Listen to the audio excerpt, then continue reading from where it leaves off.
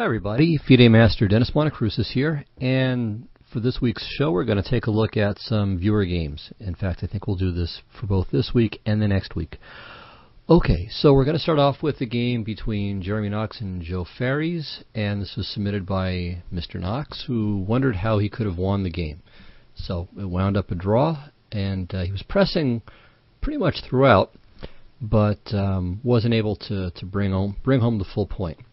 So let's zip forward. Actually, we'll kind of start from here. All right, so let's talk about this position. I think it's a good place to start. There have just been some exchanges before this. It's white to move, and we can see a number of advantages that white possesses. So first of all, he's got this very nice pawn in the center on e5. Whoops, sorry. This is a real asset for him here. It controls d6, it controls f6, it blocks up the e-file, and it's basically kind of a bone in black's throat here. So what else has white got going for him? Well, he's got the bishop here, and both bishops are actually quite promising for their outlook. This bishop on g2 has a very nice diagonal, and even if black ever succeeds in playing c5, let me use a different color here, then the bishop can find its way to d5 and turn its sights on the black king. Also, this bishop on f2 has some potential. One way in which it could be seen is by something like g4, bishop h4, and bishop to f6. So there are really quite a few things that white has going for him. There's also pressure against the c6 pawn, so this unit here is a bit vulnerable, so white could do things like b4 and rook a to c1 and try to tie black down to its defense. Of course, black is missing his dark square bishop, and as a result there are some potential weaknesses on the dark squares around his king, to be sure. And it's really not clear what black has going for him, at least at this point, by way of any prospects for counterplay. So this is definitely a favorable position for white, and it's really a matter of trying to figure out what to do. Of course, you can paint a lot of arrows on the board and try to confuse your opponent, but since that's probably not legal in real chess, we should try to come up with some kind of plan. Okay, so let me get rid of all of the Crayola here, and then we'll discuss various plans. Okay, well, I already mentioned the one of ganging up on the c-pawn with b4 and rook to c1. It's not likely that white is just going to win the pawn, but certainly tying black down to its defense is not a bad idea. So, for instance, we could play something like this. And as black tries to bring this knight back into play, now we improve the position of our other rook.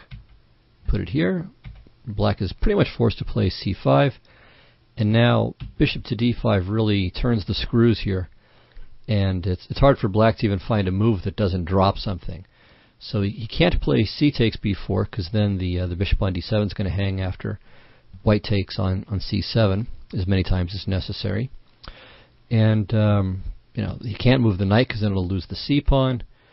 If the bishop moves, then there could be captures on e6 and then on c5. If nothing else, and there probably is something else, white might also play for f5 at some point to crack things open on the king side. So this would be a pretty promising way to continue.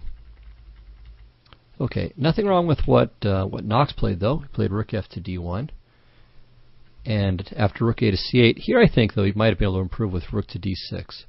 So again, kind of picking one plan or the other. Now notice too. Okay, so let me go back to the first line we looked at with rook a to c1. Notice that black can't play c5 here, of course, because the rook on a8 would hang. White would just win the exchange. But after rook f to d1, rook a to c8, okay, here I think Knox makes an inaccuracy. He plays rook a to c1. If you're going to play like this, you should probably play b4 first and fix the pawn in place. Because after rook a to c1, I think black can probably play c5. Maybe c4 is good here, or b4 is good here, though. But b4, c4, yeah, I think it would have been better a move ago. Okay, but I was going to say, the other possibility for white is to just ignore the c pawn and utilize the d file. So rook to d6, rook a to d1, bishop f3, so we're going to kick this back and then play g4. And here, white is going for a kingside build-up. Bishop to h4 is quite probably on the agenda, not only planning to put the bishop on f6, but also taking away the d8 square from black's rooks. So black is going to have to kind of choke on white's rooks on the d file here. Notice, by the way, that black can't play bishop takes a2. And take a moment and see if you can figure out why. It's kind of amusing. Okay, well the answer is that if bishop takes a2, we can set up a windmill against the black queen here. Rook to d7 and rook to b8. So the queen's forced to go to a8, and then we can consider things like rook takes b6 or rook f7, or really better still, after queen to a8, we double, and now we're threatening to quote-unquote checkmate the queen with rook takes a7, queen to b8, and then rook d to b7. Additionally, things like b3, just cutting off the bishop, and then rook takes f7, are also very promising. So this is just completely hopeless for black. Okay, of course black didn't have to take on a2, so we should point that out. I mean, it's not that black is quite dead here, but his position is really very unpleasant. So bishop to h4, then maybe the other bishop comes to c6, and black just has a very difficult time moving anything. Alright, so in the game, rook a to c1 happened, suggested maybe c5 would be good. Black played knight to g7.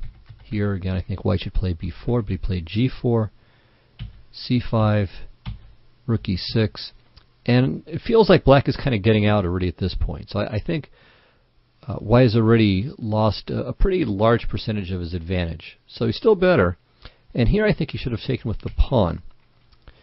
Black is forced to play queen to d8. I mean, he could play queen to b8, but then the queen is so far out of the action that only bad things can happen. So queen d8 I think is right, keeping the queen close enough to the king side that it can help in case of an emergency. But still, after queen to e5, white has a beautiful position and a serious edge.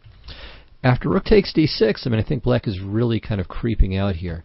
So knight to e8 is a good move, and then bishop to c6 is also a good move, getting rid of white's light squared bishop, which is a very nice piece. And, okay, I mean, there are still some adventures the rest of the way, but basically black is already fine by this point, and the rest of the way, neither side is ever more than just a little bit better.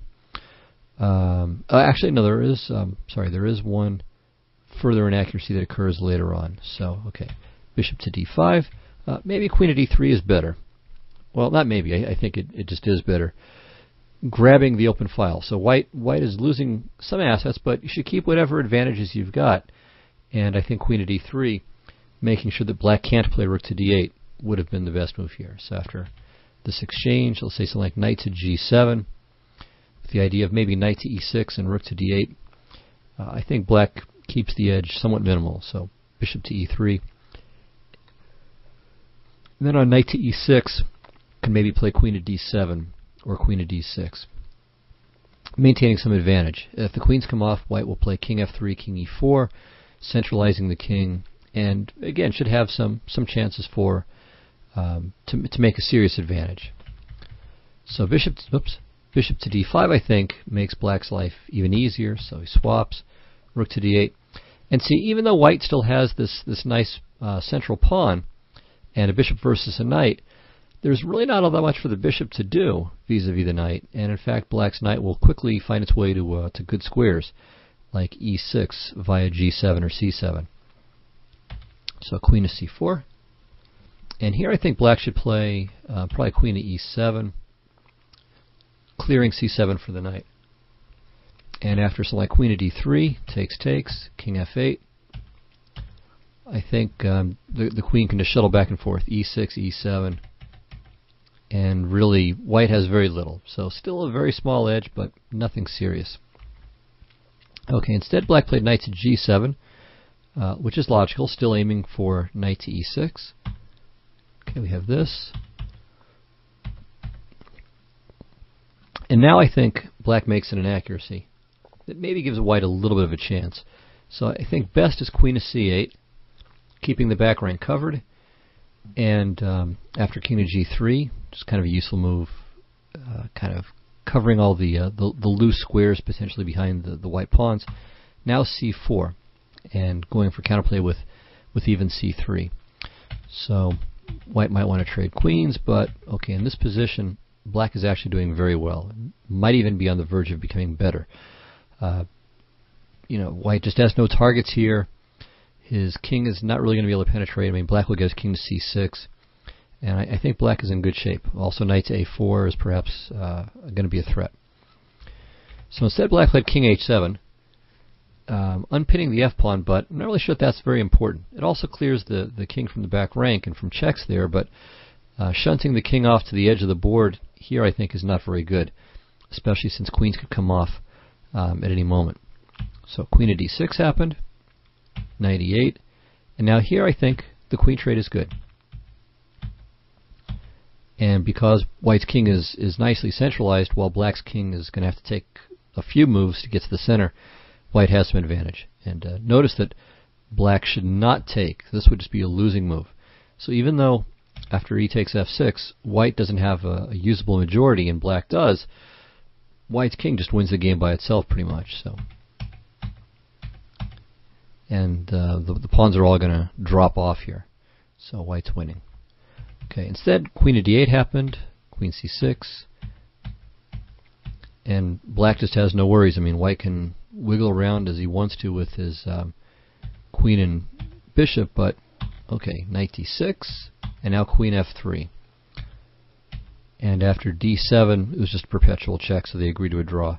But queen to d4 actually would have been a bit of a try. See here, there's no immediate perpetual, and so black needs to be a little bit careful. So see if you can figure out from here what black should do to secure the draw.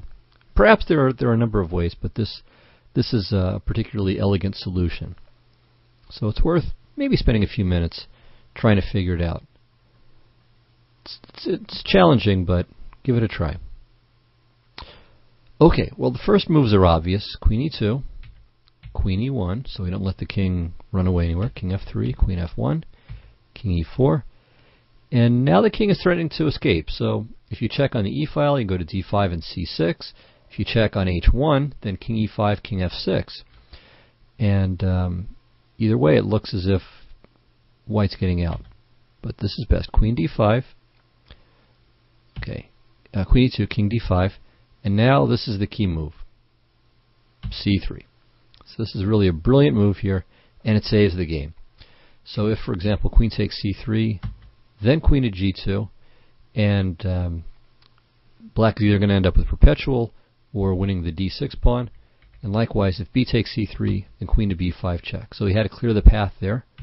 King e4, queen e2, queen c4, and white either has to agree to a perpetual, like this, and then queen e2 again, or give up the d pawn, after which it's, again, just equal, and again, only black could be better, thanks to white's slightly loose pawn structure. So not a bad, very good defense really by black in this game. Starting off from a really poor position, he's able to kind of creep his way out a little bit at a time. So I think part of the problem was that white kind of vacillated between various plans. So rook f to d1 and rook a to c1 without b4, and took quite a while before white finally had the idea of doubling on the d file. And by that time, black had pretty well managed to coordinate. So he got c5 in and managed to swap off some pieces. So going back again to the starting point, either tie black down to that b pawn and really load up on it, or go for play along the d file and just kind of squeeze him to death that way. So I think either of these plans would have led to a serious advantage, but kind of shifting around gave black just enough time to kind of get out, at least avoid the worst. Okay, so on to the next game. Okay, we're going to skip that one. We'll go to this one. Okay, so this is Spreek against IW. And it's a win for white. And the interesting thing is that it looks kind of like a vanity win, but in fact, black had so many defensive possibilities, and the game was so much more complicated than it might appear at first glance, that I think it's worth taking a look at. Okay, so we have this variation of the Caro-Kann. I think maybe it's called the Kamikaze or something like that. Basically what White's trying to do is get a favorable version of the exchange variation. So the normal exchange variation goes like this. So d4, d5 takes, pawn takes, bishop d3, knight c6, c3. And at some point White's going to try to bring this knight into e5. One of the main variations classically goes like this. Whoops. Queen c8's playable too, but that's not the line I wanted. Okay, there. e6, knight f3, takes, takes, bishop d6, takes, takes. And we don't take on b7 because then rook b8, rook b2. So castles, castles, let's say rook a to e1, rook a to b8, and finally knight to e5. And okay, so the variation continues. This is typical play here. Bishop takes b5 is playable but not fantastic. So f4, say b4, takes, takes, queen d1, takes, takes, and okay, something like g6 or knight to e7. And black is going to go for play on the queen side, obviously, against the c3 pawn in particular, while white is going to build up as best as he can with a kingside attack. So something like this has been played. In fact, I knew about this variation, gosh, 25 plus years ago, and it's still of some theoretical significance, but basically it's been worked out and black is okay. So g6 has been played, but I think knight to g6 is the main move, etc. Okay, but anyway, you see this knight post up on e5. This is one of White's typical ideas. I mean, let's go back to this position here. Let's see. I mean, essentially what we have here is the Carlsbad structure with colors reversed. In other words, the structure you get in the exchange Queen's Gambit. Right, so this basic pawn structure here. Let's do this. Go into the main line. Okay. So this is super well known, and okay, in the knight to f3 variation in particular. All right, so rook to e8, say castles, knight f8. Okay, and here white can choose between all kinds of plans. The minority attack is one main idea. That's with b4, b5, and black is going to try to post up this knight on e4 as soon as he can. And okay, that's typical. White's going to go for play on the queen side in many lines, and black will put the knight on e4, try to build up some kind of play in the king side and in the center, and the fastest person to execute their plan wins. So that's what's going on in this Caro-Kann. It's the same structure with colors reversed. And going back to, again, our main game, White's trying to achieve this straight away, not spending time on d4, bishop to d3, or anything else first. Okay, so there are a lot of ways for black to play. White has some chances for an edge here, and I think in the game White was able to get something because black overreacted, I think, to this threat of white to play bishop to b5 check. So part of the idea is that white keeps this possibility in reserve. Not necessarily going to put the bishop on d3, but maybe even more aggressively. So black plays a6 to stop this, but I think it's an overreaction. So one, I think, very good possibility is knight to d7. So that way bishop to b5 doesn't really do anything. And then on d4, just play g6 rather than e6. And this has been played in a number of games. I think first played in a game Cernusek against Mista from Brno in 2004. Or Brno, it's B-R-N-O. Black won quickly in that game. In the databases, black's results here are fantastic. I mean, just a huge plus score, something like 80 to 90%, and also it's been advocated by various people, including Andrew Martin on chesspublishing.com. So just to very quickly show you, you guys should look that up. It's a very nice game. Black won quickly, and just to give a few more moves though. Black castles, and basically he's finished his development. His position's fine. Quick tactic: can white play knight takes d5 here? The answer is he can, but only if he doesn't mind losing a piece. So knight takes d5, knight e5. If he plays d takes e5, then he drops the knight on d5. So we got to play this. But now there's a problem. The punchline, queen a5 check. Oops. Black ends up a bishop ahead. And we correct. Knight takes d5. So bishop to f4 happened. And black continued to play very dynamically here. So he took, and then he played knight to e4. So again, it's not really a pawn sack because the bishop on b5 will hang to queen a5 check at the end. So white castled. And now white is really kind of taking his life in his hands here, the open c file in particular. So the game ended very nicely. I guess I am going to show it to you after all. Queen d2, queen b6, rook a to c8. And here white played bishop to b3. Okay, this is a mistake, but why is it a mistake? It looks okay. Seems quite solid, protecting or covering the b2 pawn. Well, the problem is this simple sacrifice. Takes, and rook number 2 comes to c8, and white falls apart here very quickly. So he played bishop to g3, bishop h6, f4, and he just cashes in and plays queen to e4. Material is close to even, but white's going to drop quite a few pawns, and his rooks really aren't going to achieve very much before he loses a lot of pawns. So in fact he resigned here. Okay, so back to our game. Knight e5, knight to d7 is what I was advocating, but black played a6. Okay, d4, knight f6, c3, e6. Maybe bishop to f5 would be better, getting the bishop outside the chain. Although, you know, very often it happens in situations like this. It seems like it's good, but the bishop can just become a target to g4 and g5. So I'm not really sure that this is an improvement over e6. Maybe e6 is best here. In fact, I'd say it probably is. Okay, so bishop to d3, bishop d6. Here white plays f4, and I'm not positive that this is really the best way to handle the position. Certainly it's nice to kind of post up this knight and have it further defended. It also clears the path for the rook to lift via f3 to h3, or maybe in some case to g3, but h3 is most likely. But it's possibly better, I think it is better, to simply castle and leave some options open. I mean, this bishop might be usefully employed on f4 or g5, and I think it's, you know, we can wait and see whether or which of these two approaches is best. But okay, f4 is all right. It's really not bad. Bishop to d7.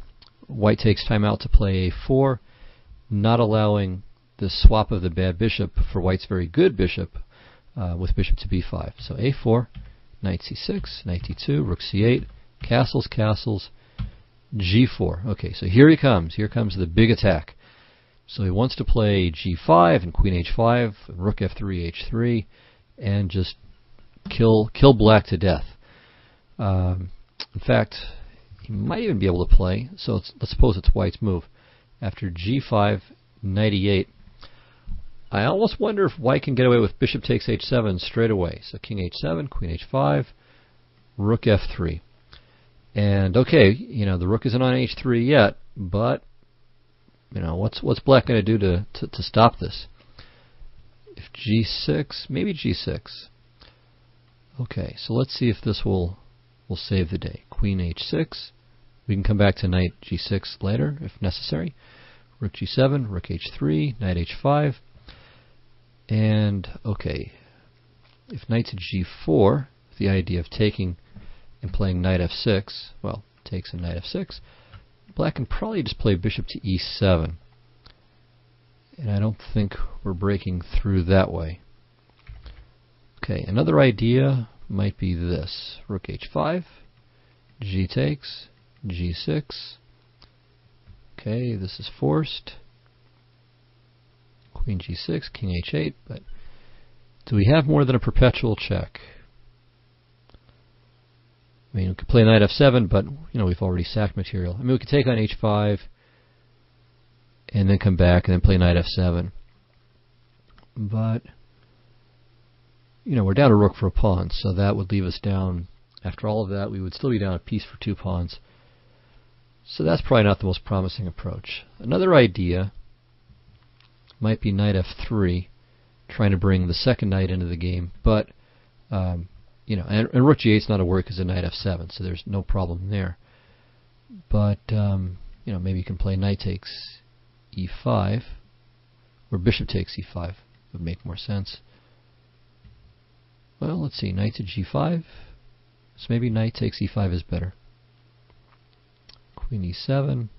Yeah, I don't know. This is pretty speculative. I mean, certainly white has at least a draw by perpet, but maybe no direct win. So this is interesting. Maybe this is a good exercise for you guys to figure out what I'm missing. Probably I'm missing something. Okay, well I did say we should look at knight g6, so let's take a look at this. Threatening queen h8 mate. Takes, knight g7. Okay, and now if queen h7, king f7, can consider both rook h6 and g6. Alright, so here we're kind of figuring things out on the fly. So if g6, king f6, I don't think queen h4 leads to complete success. Might be some kind of fantasy with knight e4 and f5, but it's pretty hard to believe that this is going to work. So maybe, well, okay, we don't have time for anything too patient because of rook to h8. Alright, so I'm not sure I buy that. Let's consider rook to h6 instead. Okay, so rook h6, threatening rook f6. This might be worthwhile.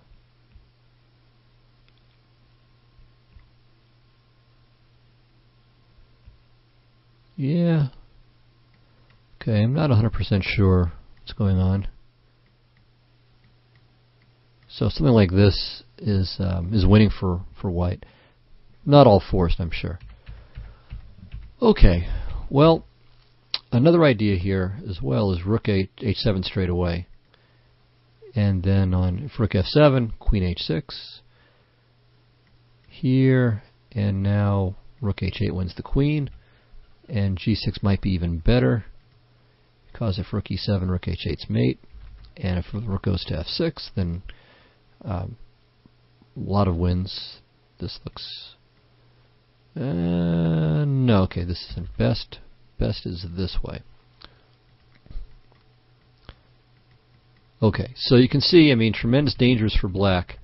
Of course, this whole variation involved us cheating by giving 2 moves in a row for white. So let's go back. So I'm enjoying this too much, so it's just fun old attacking chess. Okay, so anyway, that's the idea, and it looks like it actually is pretty promising. So I think black has a couple of defensive tries here. What he did in the game is perfectly good. He played g6, just stopping that altogether. If he plays knight to e8 with the idea of f6, I think this is playable too, but maybe white can gain some advantage with this. So f6, queen h3, and then sacrificing. Okay, so the threat now is queen h8, and maybe queen f7, or maybe just taking on f8. And it looks like white can... usually this kind of material balance is going to favor black. So black's got 2 minor pieces for rook and 2 pawns. But white seems to always have another wave of the attack. So let's say knight to d6. Now rook f2 with the idea of rook to g2 keeps the fun going. And even if he just takes, he's alright. So for instance this. And I think white has pretty fair attacking chances here. So it's possible for black to play like this, but what black did was actually quite good. So he played g6, g5, knight h5. And here, let me suggest that you try to figure out what white to move ought to do. Well, white chose a very aggressive plan, but I don't think it's a plan that should work. So he played rook to f3. Instead, I think it's better just to double up here with the knights. Knight d to f3, and on knight takes e5, you could take either with the knight or with the f-pawn and open the f-file. One possibility for this knight on f3 is maybe something like h4, knight h2, knight g4, and then, oops, aim for h6 or f6. So that's one possibility. I think white has reasonable chances, although black is by no means defenseless here. So black is going again, try to keep everything closed on the king side as long as possible, and in the meantime, go for his own minority attack on the queen side. So just as we mentioned before in the Carlsbad structure and the Queen's Gambit declined, white goes for the minority attack. Not always, but it's a typical plan. Well, black needs to do the same thing here. And again, as we saw also in the regular exchange variation of the Caro-Kann. Okay, well anyway, back to the game. White played rook f3, going head hunting. Presumably he wants to move this knight and then play rook h3 and then sack on h5. Unfortunately though, black has some very nice possibilities here. So again, try to puzzle out what black's move should do. I think he's got several good approaches here. Okay, well one approach is very violent. Knight takes f4. So just taking this pawn straight off the board. So after rook f4, takes on e5, and then we take on g5. And okay, rook to g4, queen takes e5, threatening to take on h2, and also threatening queen to e3 check.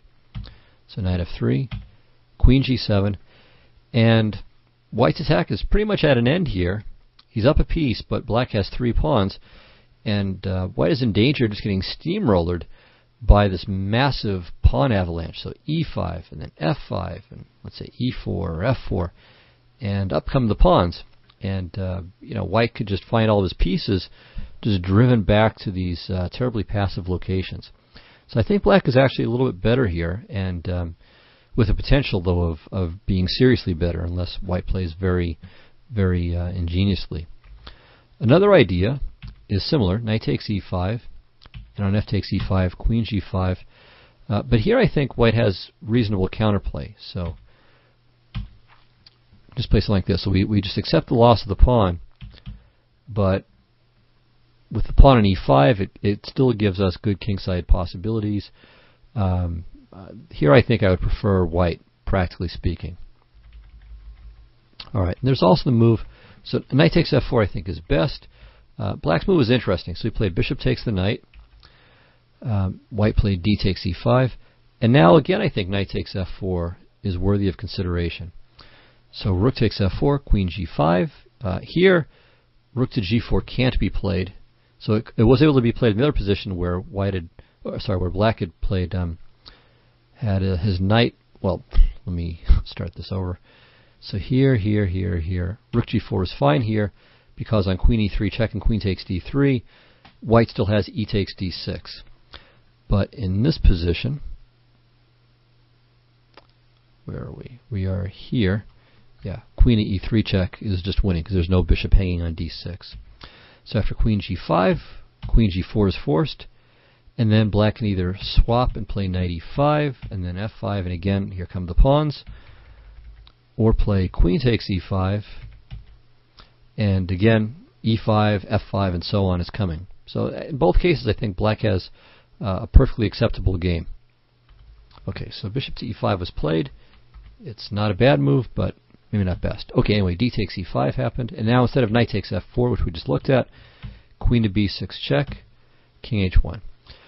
Okay, well once again I think we have an important moment where black needs to find a plan. And here, black made a move that kind of lost the thread a little bit. So it had a good motivation, and it worked out pretty well for a while, but I think it also has its drawbacks. So black played d4, which is a little bit strange. I mean, it invites white's knight to e4 or to c4. So, in fact, c4 is probably best, but e4 isn't so bad either. Whoops. Let's put in the game. Okay, well, what should black have done? I think the answer to that is knight to a5. So, preparing to put the knight on the c4 square, and also clearing c6 for the light squared bishop. So, here, if rook to h3, this is just no good because of knight takes f4. And if b4, knight c4, takes,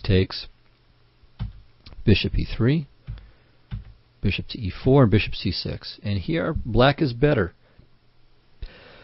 White really doesn't have any attack to speak of. This long diagonal is going to pose him some serious problems. This bishop is not so good, and at some point black may play knight g7 and then knight f5. and the superiority of his minor piece to white's bishop on e3 is quite clear. As long as the queens are on, white will still have some attacking chances, but if the heavy pieces come off the board and we end up with an ending with this great knight against this bishop, this dark square bishop, black can just be winning even. So white has some real problems here. This is a good position for black. Okay, so after d4, again, white gets a little bit of a break and gets this great square for the knight. Okay, well here, black should probably play knight to e7, kind of covering up, also clearing c6 for the bishop. But okay, he plays knight a5, that's not so bad. b4, knight c4, now b5 is a good move, keeping the bishop off of the long diagonal. Okay, d takes c3, and alright, white is kind of falling apart here. I mean, he's really got to make something happen quickly, and so to that end, he played rook to h3. So the threat is to play rook takes h5 and knight f6, and just to go and kill black's king. So this is really a good moment to try to figure out what black should do. So really take your time. I mean, this is a fascinating position. The tactics are really quite entertaining at this point, and I think you'll enjoy what you find. So stop the recording here, spend some time, 5 minutes, 10 minutes, 15 minutes, as long as you feel you need. Okay, well, I think black should actually just play greedily here and play a takes b5. So the idea is just to get the bishop on the long diagonal as fast as possible. And it turns out that white's attempt to blast through on the king side won't do the job. It's very close, but it doesn't quite work. So rook h5, g takes h5. And now we have to look at both queen takes h5 and knight f6 check. Alright, well, we'll start with knight to f6 check. Okay, here, king to h8. And now, okay, the first obvious point, or the first point, however obvious it is that if queen takes h5, black simply plays bishop to c6 check. White's king has nowhere to go, and he's going to have to retreat. If he plays knight e4, then he has no mate threats anymore. And if he plays bishop to e4, okay, then we can take, and we've bought time for defense, so we can just play rook to g8 now. If nothing else, maybe there is something else, maybe we can also play rook to d8. This might be worth considering. Knight f6, rook to d1, king g2, probably queen to g1. Okay, yeah, and if king h3, rook d3, here, and mate. Okay, or queen to g3 mate. So we can do that, and also rook to g8 if nothing else, but there is clearly something else, the idea of rook to g7. Okay, so that's what happens on queen takes h5. If bishop to e4, trying to preempt this, bishop c6, takes, here, queen to b6, and again, rook to g8. So that way on queen takes h5, we play rook to g7. So, okay, of course, white could take the rook, but, you know, the problem is, alright, rook takes, king takes, I'm not sure it matters. Let's do king takes.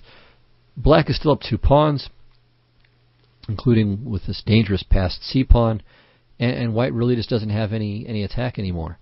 So this frankly should be winning for black.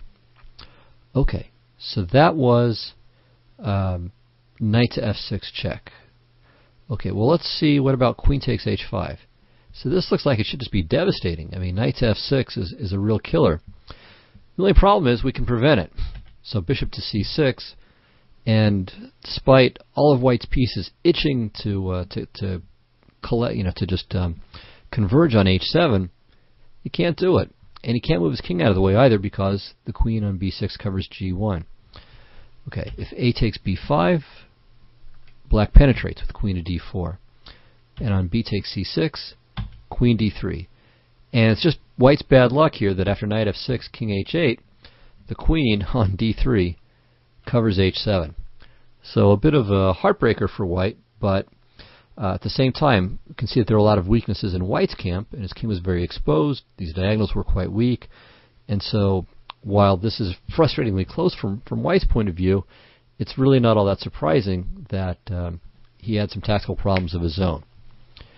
Okay, So after rook h3, a takes b5, surprisingly enough, wins the day. But in our game, black played knight to b2. And now, once again, it's time to figure out what white's move ought to do in this position. Well, in the game, he played the very nice looking and somewhat natural rook takes h5. And the idea, of course, is that on knight takes d1, he plays knight f6 check, and wherever the black king goes, rook h7 is mate. Very pretty. Unfortunately, for white, black has better moves than knight takes d1. But what is that better move? In the game, he tried bishop to c6, and okay, it's not best. But what he could do, oh, and also here, let me see. Okay, if g takes h5, let me see what's going on here with this one. Okay, so again, if queen takes h5, bishop c6, b takes c6, queen c6. Let's see.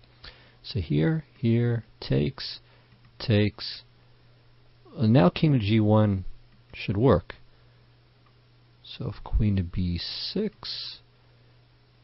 king f1. Yeah, and I believe black is just out of business here. So g takes h5 isn't going to do the trick either. But what he can do is play f5. And this gives his king a flight square. So now if white takes en passant, then we can just take the queen. There's no mate anymore. So knight f6 is probably as good as anything else. Rook f6, queen f3. Black saves his rook. White saves his.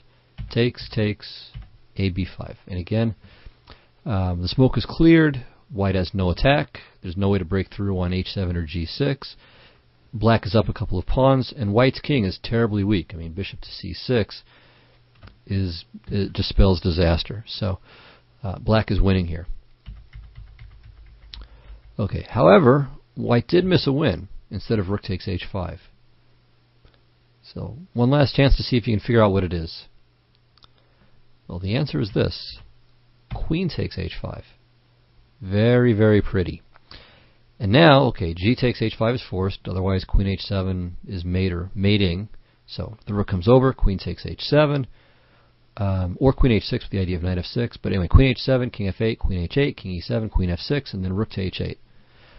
And I guess I should show you that just in case that's too fast. And king wherever, rook h8 mate. Okay, so after queen takes, he's got to take the queen, no choice. Knight f6. If king h8, then rook takes h5, and there's no defense.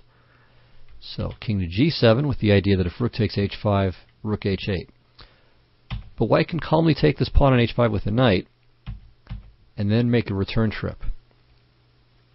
And black can flail a little bit. And actually black has enough spite checks that he can finally avoid this mate on h7, but it's hopeless. So here, queen takes. Here, queen f2, and then knight takes d3. But okay, and the point is, if white takes or doesn't take, black can play king g7, and the king gets out g6, f5, and so on. But obviously, after rook takes d3, black has nothing to hope for, down two pieces with no compensation. Okay, so back to the game. Rook takes h5 happened instead of queen takes h5. This is losing, but only if black plays f5. Okay, instead he played bishop to c6, takes. Again f5, lets him survive the mate, but this is of course one piece worse than what we had before. Alright, he played queen takes c6, and now white's best is queen f3, blocking this diagonal, and then with the idea of knight to f6 check. So for instance, even if he takes the rook, okay, we play bishop to c4. Okay, don't play queen takes h5 now because of queen f1 mate, but just take time out for king to g2, and white's winning. So queen takes h5 is still coming, and it'll be lethal. Well, black had a similar idea, or white had a similar idea, so he played king to g1, again getting the knight unpinned. But here f5 would actually be okay. So he played rook f to d8, very natural move. But not best. So knight f6 happened, king f8. And now see if you can figure out, again, what white's move should do. So white is up 2 pieces here, which is quite nice, but again, his king's kind of exposed, his queen's hanging, the bishop on d3 is hanging, the rook on h5 is hanging. So what do we do here? Well, the answer is rook takes h7. Very nice move. And in fact, white kind of had this idea later on. So the point is, or the first point is that if knight takes d1, we have bishop to a3 check, and we win the queen back. So rook to d6. I think we even have time, probably. Yeah, we do. Pretty sure. So just play rook takes d1. And okay, if king to e7, bishop takes d6, and if white tries to escape, this is mating. And okay, I mean, after queen takes, pawn takes, king takes, white's up two pieces and a rook, so this is obviously 1,000% lost for black. Okay, 100% lost. So this would have been very nice. If rook h7, okay, if he doesn't take the queen, well, what does he do? He's still losing. If rook takes d3, okay, now queen takes doesn't work because the knight can block on c5. But after rook takes d3, I don't really think there's any serious threat here for black. So we just move the queen away, and that should be winning easily enough. Maybe to e2. So white should just be winning with an extra piece and with the attack. Okay, maybe there's something better, but that looks pretty strong. In the game, white played queen to b3, and this looks very natural. Saves the queen, of course. Threats to play maybe queen to b4 or queen to a3. And, well, okay. It looks dangerous, but queen to c5 check here. And on g takes h5, it's very murky. The problem is, while the material is good for white, again, his own king is kind of exposed. But he played rook takes d3. And this is very natural, but now rook takes h7. And it turns out it's just a race. I mean, all of this is just pure tactics. And funny enough, the position should be a draw here, which would have been appropriate, I think. So queen c6, queen c5, and there's nothing that really either player can do to improve on this. But instead, white or black played rook to d1 check, going for the win. And if white plays king to g2, we already pretty much saw this. So queen to g1, the rook goes to d3, and it'll be a mate. So white really has no choice here, but it's just a winning move. So queen takes d1, knight takes d1, bishop a3. And, okay, black could have done something else other than knight takes queen, but he's losing there too.